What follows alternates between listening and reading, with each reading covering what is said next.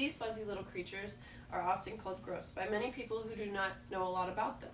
Rats have a common reputation of being disgusting pets, but this is far from the truth when it comes to domesticated fancy rats. Today I'm here to inform you about domesticated fancy rats.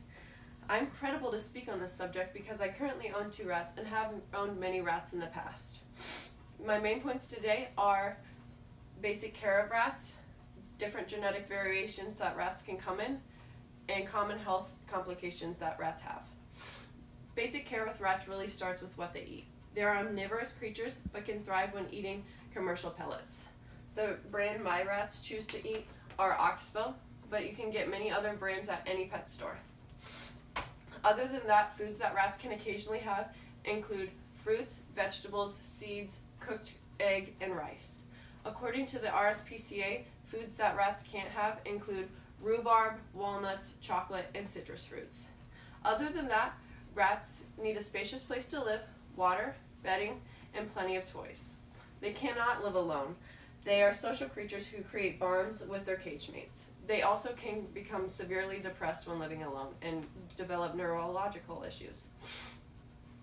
Gemma and Poppy have been together since I got them.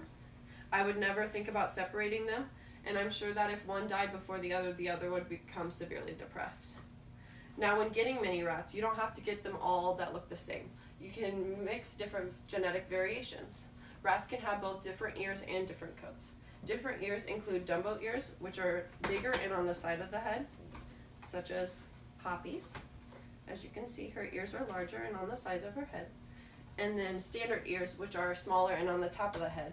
And these are common in wild rats that you may see. Also, they can have different coat combinations. Gemma has a Rex coat, which is curly and messy. And then Poppy has a standard coat, which is glossy, short, and straight, as you can see. I also used to have a hairless rat, and he had no hair on him. Other hairless rats can have small amounts of hair all around their face.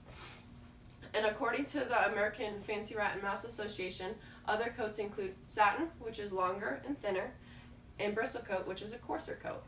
Now, even though rats come in many different colors and ear combinations, they often have many of the same health complications.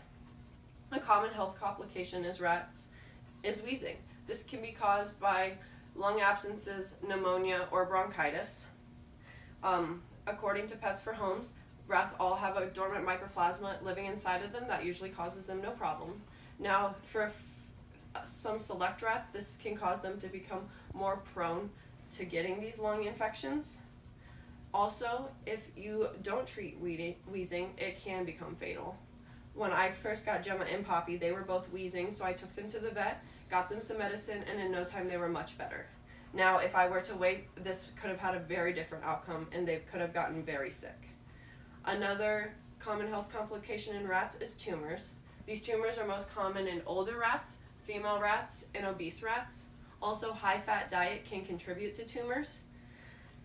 According to the Pets for Home page, common areas that rats get tumors in are in the armpit and groin area. These tumors are not problematic unless they prevent movement or start to ulcerate. Also, most tumors are left alone if they're benign, meaning they don't contain cancer, but in cancerous tumors, they must be removed surgically. I used to have a rat who did have a tumor, and it was not cancerous, so we left it alone. She lived many months with it until it became so big that she could not move properly. She could move a little bit, but then she had to be put down. Otherwise, it didn't seem to affect the quality of her life. She was able to eat and drink the same, everything else the same. Another common health complication in rats is red discharge from the eyes and the mouth. This is called, according to Pets for Homes, this is called rat mucus or porphyrin.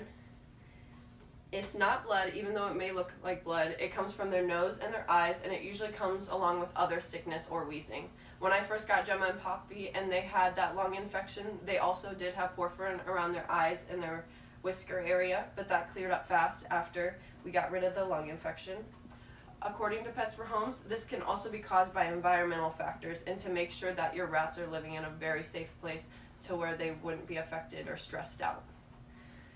Now, my main points today were the basic care of rats, different genetic variations that rats can come in, and common health complications in rats. Now you know a little bit more about the fuzzy little creatures that so many people choose to judge before getting to know. Thank you.